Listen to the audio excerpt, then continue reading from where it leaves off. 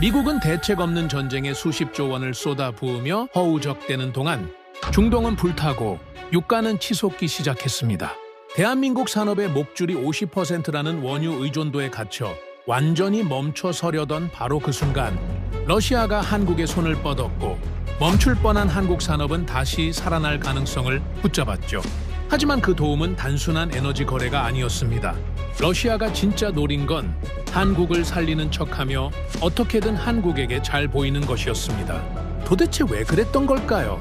세계 최강이라 자부하던 푸틴이 절체절명의 위기 속에서 그토록 한국을 원했던 그 충격적인 이야기 지금 공개하겠습니다. 영상 시작 전 구독과 좋아요 부탁드려요. 대한민국 화이팅 댓글으로 한국을 응원해주세요. 이건 우리가 원하던 그림이 아니야. 회의실 안에 무거운 침묵이 흘렀습니다. 누군가의 낮고 지친 목소리가 그 정적을 가르던 순간을 저는 지금도 생생하게 기억합니다. 그런 제가 오늘 이 이야기를 꺼내는 이유는 단 하나입니다. 22년이라는 세월이 만들어낸 확신이 단 한 장의 보고서 앞에서 완전히 흔들렸기 때문입니다. 때는 중동의 긴장이 다시 폭발하던 시기였습니다. 여러 산유국들이 연쇄적으로 공급을 줄이기 시작하면서 국제 에너지 시장 전체가 출렁이고 있었고 거기에 기후 문제와 유럽의 수급 불안이 겹치면서 상황은 걷잡을 수 없이 복잡해지고 있었습니다. 미국 재무부는 겉으로는 제재 기조를 유지하면서도 내부적으로는 조용히 출구를 찾고 있었습니다. 그리고 결국 나온 결정이 러시아 원유의 제한적 수입 허용이었습니다. 그 결정이 내려지던 날 저는 직접 그 자리에 앉아 있었습니다. 회의는 처음부터 침울했습니다. 테이블 양쪽에 앉은 사람들의 표정이 이미 모든 것을 말해주고 있었어요. 제재를 설계하고 강하게 밀어붙이던 바로 그 사람들이 이제는 스스로의 손으로 그 제재에 구멍을 내야 하는 상황이었으니까요. 회의 내내 논쟁이 이어졌고 누군가는 낮은 목소리로 이렇게 말했습니다. 우리가 압박하던 나라에 다시 돈을 쥐어주는 꼴이라고. 그 말 한마디가 흘러나오는 순간 회의실은 짧게나마 완전히 얼어붙었습니다. 저는 그 장면을 보면서 이건 단순한 에너지 정책의 문제가 아니라는 걸 직감했습니다. 뭔가가 어긋나고 있었습니다. 전략적 패배의 냄새라고밖에 설명할 수 없는 기분이었습니다. 그리고 며칠 뒤 저는 한 장의 보고서를 받았습니다. 두꺼운 분량의 내부 분석 문서였는데 러시아의 원유 수출 방향과 공급 전략 변화를 담은 자료였습니다. 저는 습관처럼 빠르게 페이지를 넘겼습니다. 인도, 중국, 터키, 그리고 이름이 낯선 여러 중소수입국들의 이름이 차례로 등장했습니다. 서방의 제재망을 피해 러시아가 어느 방향으로 원유를 돌리고 있는지를 정리한 내용이었습니다. 예상 가능한 흐름이었고 저는 특별히 새로울 것이 없다고 생각하며 계속 넘겼습니다. 그런데 한 페이지에서 손이 멈췄습니다. 우선 공급 대상국이라고 표시된 항목이 있었습니다. 그리고 그 옆에 적힌 이름은 인도도 아니었고 중국도 아니었습니다. 딱 하나의 국가만이 적혀 있었는데 그 이름을 눈으로 확인하는 순간 저는 잠깐 멈추고 다시 읽었습니다. 대한민국이었습니다. 22년 동안 에너지 보고서를 수백 건 검토해왔지만 러시아가 이런 방식으로 특정 국가를 집어서 우선이라고 표시한 경우는 단 한 번도 본 적이 없었습니다. 물량 면에서는 인도가 압도적으로 컸고 관계의 깊이 면에서는 중국이 훨씬 앞서 있었습니다. 그런데 러시아는 그 둘을 제쳐두고 한국을 먼저 적어놓은 겁니다. 단순한 수출 우선순위가 아니라 외교 채널을 통해 반복적으로 신호를 보내고 있다는 내용까지 덧붙여져 있었습니다. 이상했습니다. 아니, 이상하다는 말로는 부족했습니다. 저는 자리에서 일어나 창밖을 바라봤습니다. 워싱턴의 거리는 평소처럼 바쁘게 돌아가고 있었지만 제 머릿속은 전혀 다른 속도로 움직이고 있었습니다. 단순히 원유를 팔고 싶다면 러시아는 당연히 가장 큰 시장을 먼저 챙겨야 합니다. 중국과 인도는 규모 면에서 한국과 비교가 안 됩니다. 그런데 왜 러시아는 그 둘을 두고 한국을 먼저 찾는 걸까요? 그 의문이 한 번 생기자 꼬리를 물고 이어졌습니다. 며칠 뒤 국무부 내부에서도 움직임이 포착됐습니다. 한국이 러시아 원유 도입을 실무적으로 검토하고 있다는 정보가 여러 채널을 통해 동시에 들어오기 시작한 겁니다. 예상 못한 일은 아니었습니다. 중동 공급이 불안정해지는 상황에서 어느 나라든 대안을 찾는 건 자연스러운 움직임이었으니까요. 그런데 문제는 속도였습니다. 검토라고 보기에는 너무 구체적이고 빠른 움직임이었습니다. 국무부 일부에서는 즉각 대응이 필요하다는 목소리를 냈습니다. 동맹국이 러시아와 에너지 라인을 잇는 건 단순한 외교적 불편함이 아니라 미국이 수년에 걸쳐 설계해온 제재 구도 전체에 금이 가는 일이라는 주장이었습니다. 한국이 움직이면 균형이 무너진다는 말이 회의실 안에서 여러 번 반복됐습니다. 저는 그 논의를 들으면서 묘한 감정을 느꼈습니다. 한국을 압박 대상으로 올려놓는 것 자체가 낯설었습니다. 우리에게 한국은 늘 관리 가능한 동맹이었습니다. 적절히 설득하면 따라오는 나라, 눈치를 살피며 조율하는 나라 정도로 분류해 왔으니까요. 그런데 그날 보고서에서 본 러시아의 태도, 그리고 한국의 움직임 속도는 제가 알던 그 그림과 맞지 않았습니다. 그날 밤 저는 혼자 과거 자료들을 꺼내봤습니다. 몇 년 전 요소수 대란이 터졌을 때의 공급 흐름, 불화수소 수급 이슈가 불거졌을 때 각국의 반응, LNG 공급 채널의 움직임까지 데이터를 하나씩 펼쳐놓고 흐름을 따라가자 공통점이 하나씩 보이기 시작했습니다.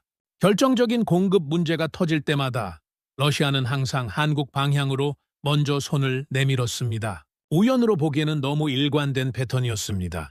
그것은 전략이었습니다. 그리고 그 밤 저는 처음으로 이 질문을 스스로에게 던졌습니다. 러시아가 진짜 원하는 것이 원유를 파는 것이 아니라면 다음 날 아침 저는 긴급 소집된 분석팀 회의에 들어갔습니다. 상부에서 한국 관련 데이터 전체를 처음부터 다시 검토하라는 지시가 내려왔고 저도 러시아 전담팀에 합류하게 됐습니다. 회의실에는 에너지, 외교, 안보 분야의 전문가들이 한자리에 모여 있었는데 분위기는 처음부터 어수선했습니다. 기존의 분석 틀이 한꺼번에 흔들리고 있다는 것을 모두가 느끼고 있었기 때문입니다. 각자가 쌓아온 시나리오들이 소용없어지고 있다는 불안감이 방 안에 가득했습니다. 그때 문이 열리면서 낯선 인물이 들어왔습니다. 빅토르 세르게예프였습니다. 러시아 국영 에너지 기업 가즈프롬의 자문을 오랫동안 맡았던 인물로 러시아 에너지 전략의 실제 작동 방식을 안쪽에서 직접 경험한 사람이었습니다. 미국 내부에서도 러시아 해석만큼은 그를 따라갈 사람이 없다는 평가가 있었고 그가 내놓는 분석에는 이론이 아닌 현장의 무게가 실려 있었습니다. 그가 회의실로 들어서서 자리에 앉는 순간 공기가 달라지는 걸 느꼈습니다. 무언가를 알고 있는 사람의 분위기였습니다. 회의는 팽팽하게 시작됐습니다. 미국 측 관료 중 한 명이 먼저 입장을 정리했습니다. 한국은 동맹국이며 충분한 외교적 압박과 대안 제시를 병행하면 결국 미국 쪽으로 정렬될 것이라는 주장이었습니다. 미국산 원유 공급을 확대해서 러시아 원유를 대체하면 된다는 논리였고 저도 처음에는 그 판단을 완전히 부정하지 않았습니다. 지금까지의 경험으로 보면 틀린 말은 아니었습니다. 그런데 빅토르는 달랐습니다. 그는 테이블 위의 자료를 잠깐 내려다보더니 어떤 감정도 담기지 않은 목소리로 딱 한마디를 뱉었습니다. 당신들은 아직도 그걸 모르는군요. 회의실이 조용해졌습니다. 아무도 바로 반박하지 않았습니다. 그 짧은 한 문장 안에 담긴 무게감이 모두에게 전달됐기 때문이었을 겁니다. 단순한 무례가 아니라 실제로 무언가를 알고 있는 사람만이 낼 수 있는 목소리였습니다. 빅토르는 자료를 천천히 펼치면서 설명을 시작했습니다.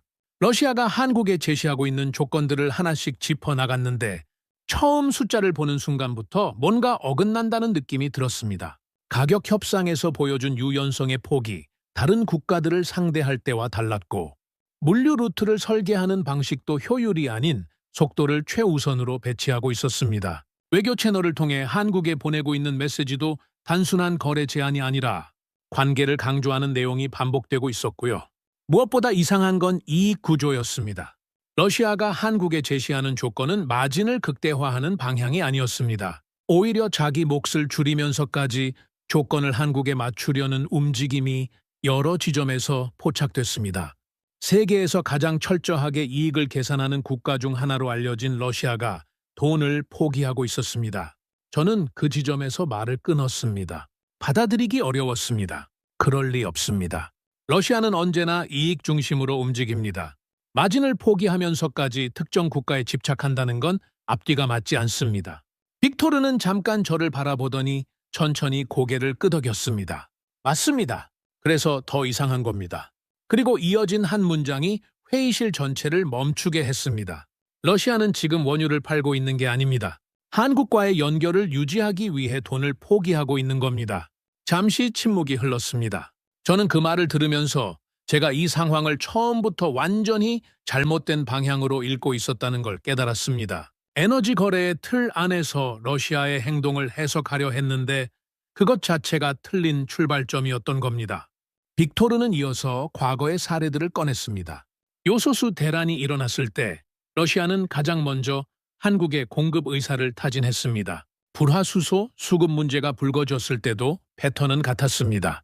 LNG 공급 채널을 들여다보면 더 명확했는데 다른 국가들과의 협상이 지지부진하게 이어지는 동안에도 한국 쪽 채널은 유독 빠르고 매끄럽게 정리됐습니다. 분야도 달랐고 시기도 달랐지만 공통점은 하나였습니다. 언제나 러시아가 먼저였습니다. 빅토르는 그것을 전략적 집착이라는 표현으로 정리했습니다. 단순한 수출 기회를 노리는 수준이 아니라 한국과의 연결 자체를 장기적으로 보존하려는 의도가 데이터 곳곳에 배어 있다는 설명이었습니다. 그리고 그것이 단기적인 이익보다 훨씬 더 중요한 무언가를 향해 있다는 것이 그의 주장이었습니다. 저는 점점 내부가 흔들리는 걸 느꼈습니다. 22년 동안 러시아를 분석하면서 그들이 이렇게 한 국가에 반복적으로 손을 내미는 모습은 거의 본 적이 없었습니다. 러시아가 원하는 게 있을 때는 대개 단도직입적이었고 협상이 안 되면 다른 방향을 찾았습니다. 그런데 한국 앞에서만큼은 달랐습니다. 포기하지 않았습니다. 반복했습니다. 기다렸습니다. 회의가 끝나고 자리가 하나씩 빠져나갈 때 빅토르가 마지막으로 한마디를 남겼습니다. 러시아가 이렇게까지 집착하는 나라는 지금까지 딱 하나입니다. 그는 잠깐 멈췄다가 덧붙였습니다. 한국입니다. 저는 그날 이후로 한국을 단순한 분석의 변수라는 말로 부르지 않게 됐습니다. 무언가가 있었습니다. 아직 설명할 수 없었지만 분명히 실제하는 무언가가. 그리고 러시아는 그것을 이미 알고 있었습니다. 우리보다 훨씬 먼저 그것이 무엇인지를 알아내야 했습니다. 그날 이후 저는 잠을 제대로 자지 못했습니다. 빅토르의 말이 계속 머릿속을 맴돌았습니다. 러시아가 돈을 포기하면서까지 한국과의 연결을 유지하려 한다는 것. 그리고 그 이유가 단순한 원유 수출의 문제가 아니라는 것. 그 설명은 논리적으로는 납득이 됐지만 동시에 더 크고 답답한 의문을 불러일으켰습니다. 러시아가 그토록 원하는 게 한국과의 연결이라면 그 연결의 끝에는 대체 무엇이 있는 걸까요? 그 질문에 대한 답은 며칠 뒤 제한적 열람 등급의 극비 보고서 한 묶음 안에 있었습니다. 문서 분류 등급을 보는 순간부터 예사롭지 않다는 걸 알았습니다. 제가 평소에 다루던 자료보다 한 단계 높은 접근 등급이 요구됐고 그것을 내려받기까지도 절차가 여럿 있었습니다. 코드명은 Arctic LNG Expansion이었습니다.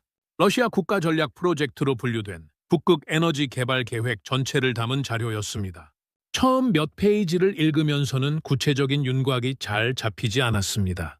러시아의 에너지 인프라 확장 계획, 북극권 개발 일정, 국제협력 시나리오 등이 장황하게 이어졌는데 사실 이런 류의 보고서는 꽤 익숙했습니다. 러시아는 오래전부터 북극 자원 개발을 핵심 국가 과제로 밀어붙이고 있었고 저도 그 흐름을 어느 정도는 알고 있었으니까요. 그런데 자료 중반부에 이르자 특정 단어가 반복적으로 등장하기 시작했습니다. Icebreaking LNG Carrier, 쇠빙 LNG 운반선이었습니다. 처음에는 그냥 넘어갔습니다. 북극을 오가려면 당연히 얼음을 견딜 수 있는 선박이 필요하다는 정도는 상식이었으니까요. 그런데 그 단어가 등장하는 맥락이 점점 이상해졌습니다. 단순한 물류 수단으로 언급되는 게 아니라 이 프로젝트 전체의 성패를 결정하는 핵심 조건으로 반복해서 강조되고 있었습니다. 이 선박 없이는 북극 LNG 수출이 불가능하다는 문장이 여러 형태로 계속 나왔습니다. 저는 잠시 멈추고 생각했습니다. 배 한 척 문제라고? 처음에는 그게 이해가 안 됐습니다. 세계 최대 에너지 수출국 중 하나인 러시아가 선박 한 종류 때문에 국가 전략 프로젝트 전체가 막힌다는 게 어떻게 가능한 일인지. 하지만 기술 명세를 읽어 내려갈수록 그게 단순한 배의 이야기가 아니라는 걸 알게 됐습니다. 쇠빙 LNG 운반선은 세 가지 기술이 동시에 구현되어야 하는 선박이었습니다. 첫 번째는 쉐빙 능력입니다. 수십 센티미터에서 수 미터에 이르는 두꺼운 빙판을 선박 자체의 힘으로 깨고 전진할 수 있어야 합니다. 그러려면 선체 구조부터 강판 소재까지 모든 것이 극한 환경에 맞게 설계되어야 합니다. 두 번째는 극저온 화물창입니다. LNG는 영하 163도에서 액화 상태를 유지해야 하는데 이 수준의 온도를 장거리 항해 내내 안정적으로 관리하는 기술은 전혀 다른 차원의 공학이 필요합니다. 세 번째는 고출력 추진 시스템입니다. 얼음을 깨면서 동시에 수만 톤의 화물을 싣고 움직이려면 엔진 출력과 추진 효율이 일반 선박과는 비교 자체가 안 될 수준이어야 합니다. 이 세 가지가 각각 따로 어려운 게 아니었습니다. 하나의 선박 안에 동시에 구현해야 한다는 것이 핵심이었습니다. 저는 보고서를 덮고 바로 빅토르에게 연락했습니다. 그날 오후에 다시 마주 앉게 됐고 저는 단도직입적으로 물었습니다. 이 기술 어느 나라가 만들 수 있습니까? 빅토르는 잠시 저를 바라보더니 조용히 목록을 짚어나갔습니다. 일본은 조선 기술 자체는 뛰어나지만 이 특수 선종에 대한 실적이 없었습니다. 유럽의 핀란드나 노르웨이는 쉐빙 분야의 강자였지만 서방 제재로 인해 러시아 프로젝트의 참여 자체가 불가능한 상황이었습니다. 중국은 조선업에 공격적으로 투자하고 있었지만 이 수준의 기술은 아직 완성 단계가 아니었습니다. 시도는 하고 있었지만 실전 투입이 가능한 선박을 실제로 납품한 실적이 없었습니다. 빅토르는 잠깐 멈췄다가 말을 이었습니다. 실제로 만들 수 있는 나라는 단 하나입니다. 저는 이미 알고 있었지만 그 말이 나오는 순간까지 숨을 참고 있었습니다. 대한민국입니다. 저는 그 자리에서 한동안 말을 잇지 못했습니다. 단순히 놀라움의 문제가 아니었습니다. 제 안에서 무언가가 재편되는 느낌이었습니다. 에너지 안보의 지형을, 아니 그보다 더 넓은 무언가를 제가 너무 좁게 보고 있었다는 자각이었습니다. 대체 불가능하다는 게 가능한 이야기입니까? 이 시대에? 빅토르는 부드럽지만 단호하게 고개를 끄덕였습니다. 네. 그리고 러시아도 그 사실을 알고 있습니다. 저는 잠시 침묵한 뒤 물었습니다. 그래서 한국인 겁니까? 빅토르는 잠깐 제 눈을 바라보다가 천천히 답했습니다. 러시아는 지금 자원을 파는 게 아닙니다. 미래를 운반할 배를 찾고 있는 겁니다. 그 한 문장이 떨어지는 순간 지금까지 제가 쌓아온 분석 틀 전체가 한꺼번에 무너지는 소리가 들리는 것 같았습니다. 이후 저는 추가 자료를 요청해서 러시아의 쉐빙 LNG 선박들의 기술 계보를 파고들었습니다. 그리고 그 안에서 믿을 수 없는 사실 하나를 발견했습니다. 러시아가 자국산이라고 분류하고 있는 일부 선박들 안에 한국 기술의 흔적이 이미 들어가 있었습니다.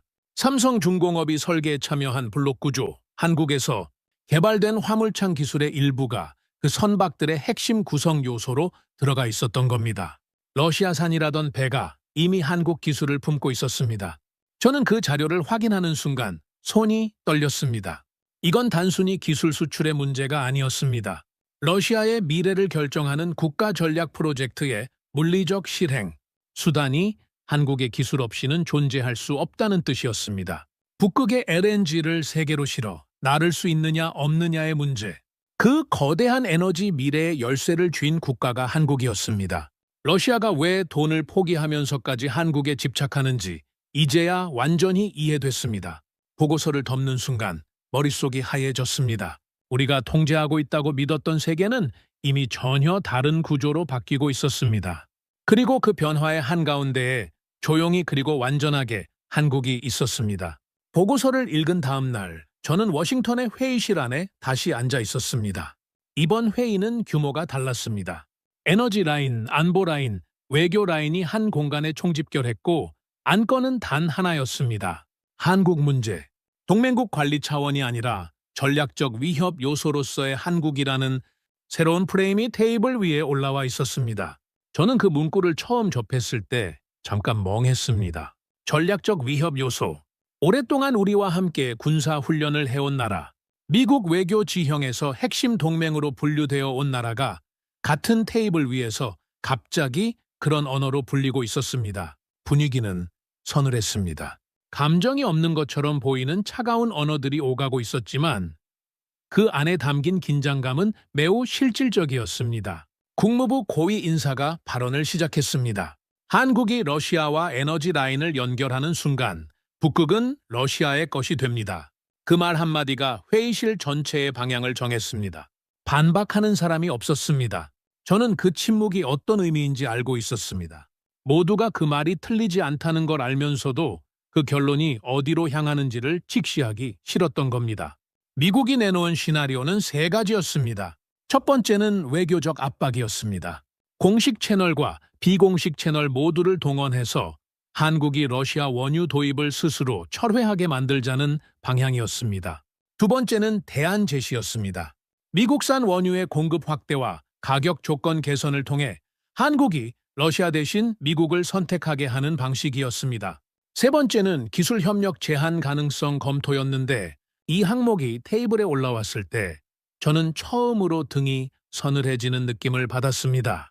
동맹국을 상대로 기술 협력 제한을 논의한다는 것이 이미 이 관계를 다른 방식으로 정의하고 있다는 신호였으니까요. 회의 분위기가 한쪽으로 빠르게 기울어지고 있다는 걸 느끼면서 저는 결국 말을 꺼냈습니다. 한국은 단순한 소비국이 아닙니다. 그들은 공급망의 핵심입니다. 제 말이 끝나자 상석에 있던 인사가 짧게 받아쳤습니다. 그래서 더 위험한 겁니다. 저는 잠깐 숨을 고르고 이어갔습니다. 그래도 동맹입니다. 짧은 침묵이 흘렀습니다. 그리고 돌아온 대답은 차가웠습니다. 동맹이 아니라 변수입니다. 저는 그 말을 들으면서 뭔가 중요한 것이 무너지는 소리를 들었습니다. 동맹이라는 단어가 그렇게 가볍게 걷어내지는 걸 직접 목격하는 것이 22년 경력 안에서도 익숙하지 않은 경험이었습니다. 물론 국제관계에서 이익이 감정보다 앞서는 건 당연한 일입니다. 그것이 이 업계의 기본 전제이기도 합니다. 하지만 막상 그 논리가 눈앞에서 작동하는 걸 보면 뭔가 냉혹한 것이 내장 안으로 파고드는 기분이 들었습니다. 그 사이에 추가 정보가 들어왔습니다. 러시아가 다시 움직이기 시작했습니다. 기존의 공급 제한보다 더 구체적이고 더 적극적인 내용이었습니다.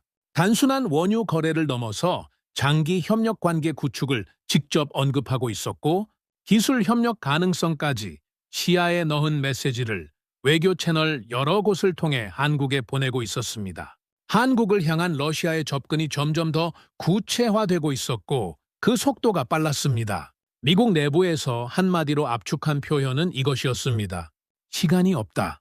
빅토르는 회의 내내 조용히 앉아 있다가 분위기가 정점에 달했을 때 처음으로 입을 열었습니다. 지금 한국을 막으려는 건 늦었습니다. 회의실이 다시 조용해졌습니다. 반박이 나오지 않았습니다. 그가 이어 말을 했습니다. 그들이 선택을 마친 순간부터 이건 더 이상 에너지 문제가 아닙니다. 그 말이 떨어지고 나서 회의실 안에 흐른 것은 긴장이라기보다 공포에 가까운 무언가였습니다. 막을 수 없는 것이 이미 움직이고 있다는 인식, 그리고 우리가 그것을 너무 늦게 알아챘다는 자책이 뒤섞인 침묵이었습니다. 저는 그날 회의장을 나서면서 지금까지 한 번도 제대로 생각해보지 않은 질문 하나와 마주쳤습니다. 우리가 동맹국을 변수라고 부를 때 그 순간 진짜 변하고 있는 건 그 나라일까요? 아니면 우리 자신일까요? 그 질문에 대한 답을 저는 그날 이후로도 오랫동안 찾지 못했습니다. 하지만 한 가지만큼은 분명해지고 있었습니다. 한국은 우리가 압박으로 제어할 수 있는 나라가 아니었습니다. 그리고 러시아는 그 사실을 우리보다 훨씬 먼저, 훨씬 정확하게 알고 있었습니다. 회의가 끝난 다음 날 한국 쪽에서 움직임이 포착됐습니다. 산업부와 국내 정유사 4곳이 동시에 긴급 협의를 시작했다는 첩보였습니다. 내용은 구체적이었습니다. 러시아산 원유의 도입 가능성을 실무 차원에서 검토하는 수준을 넘어 실제 정제 설비를 어떻게 조정할 것인지 시뮬레이션까지 돌리고 있다는 것이었습니다. 저는 그 보고를 읽으면서 처음에는 판단을 유보했습니다. 에너지 위기 상황에서 대안을 검토하는 건 어느 나라든 하는 일이었으니까요. 그런데 세부 내용을 들여다볼수록 이건 검토가 아니라는 생각이 들었습니다. 실무 준비의 완성도가 너무 높았습니다. 단순한 가능성 타진 수준이라면 이 정도로 구체적인 조정 시나리오가 이미 완성되어 있을 수 없었습니다. 그들은 이미 오래전부터 이 상황을 상정하고 있었던 겁니다. 보고서를 받아보고 있던 게 아니라 직접 만들어가고 있었던 것이었습니다. 미국은 즉각 움직였습니다. 외교 채널을 통해 공식 메시지가 한국 측에 전달됐습니다. 내용은 2가지였습니다. 하나는 러시아 원유 도입 검토를 재고해달라는 요청이었고, 다른 하나는 미국산 원유의 공급 조건을 개선하겠다는 제안이었습니다. 표면적으로는 동맹 간의 협의였지만 실제 내용은 압박에 가까웠습니다. 이것은 단순한 에너지 문제가 아니라 더 큰 지정학적 구도와 연결된 선택이라는 메시지를 함께 담고 있었습니다. 저는 그 대화의 내용을 보고받았습니다. 미국 측이 처음 말을 꺼냈을 때 한국은 조급함을 보이지 않았습니다. 미국 측 인사가 이것이 단순한 에너지 문제가 아니라는 점을 강조하자 한국 측은 차분한 목소리로 이렇게 답했습니다. 맞습니다. 그래서 더 신중하게 결정하고 있습니다. 그 말 한마디에 미국 측은 잠깐 말문이 막혔습니다. 저도 그 대화 내용을 읽으면서 같은 느낌을 받았습니다. 동의도 아니고 거절도 아닌, 그 어느 쪽도 아닌 답변이었습니다. 압박에 흔들리지 않으면서도 직접적인 충돌을 만들지 않는 방식이었습니다. 외교적으로 정교한 대응이었습니다. 미국 측이 러시아와의 협력이 장기적으로 위험하다는 말을 꺼냈을 때 한국 측에서 나온 답은 더 짧고 더 분명했습니다. 위험을 감수하지 않으면 생존도 없습니다. 그 한 줄을 읽는 순간 저는 자리에서 뒤로 한 발짝 물러서는 것 같은 감각을 느꼈습니다. 설득 대상이 아니었습니다. 이미 답을 가진 사람들이었습니다. 그들은 미국의 말을 듣기 위해 앉은 것이 아니라 자신들의 입장을 명확히 하기 위해 앉아 있었던 겁니다. 그 이후에 기술 검토 결과가 추가로 들어왔습니다. 국내 정유사들이 러시아 원유를 처리하는데 기술적 장벽이 있는지 분석한 결과였습니다. 결론은 간결했습니다.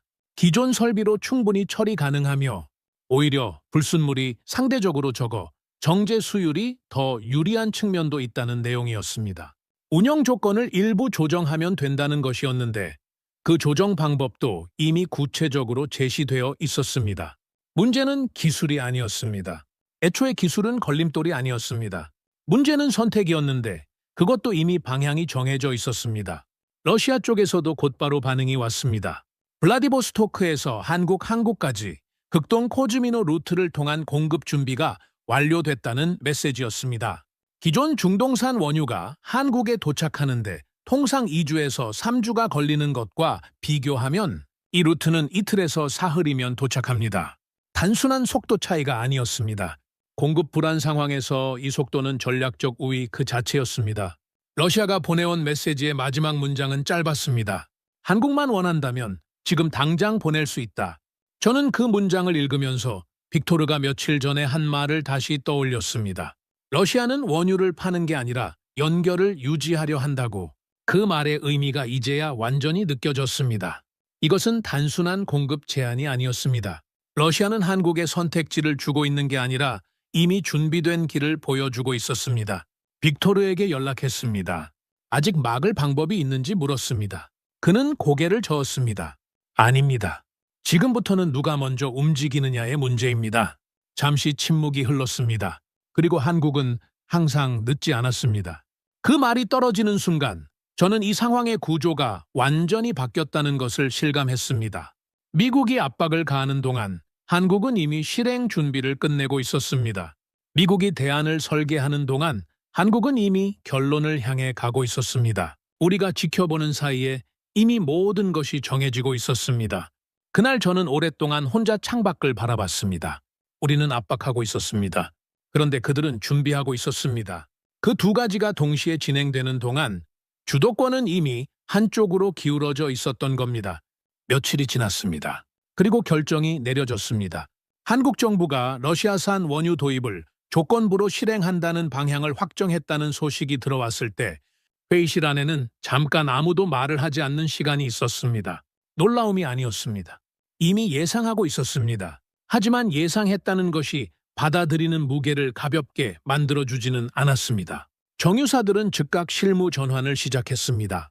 블라디보스토크에서 한국 항구로 향하는 첫 번째 선박이 움직였다는 정보가 들어온 건 결정 발표로부터 불과 몇 시간 뒤였습니다.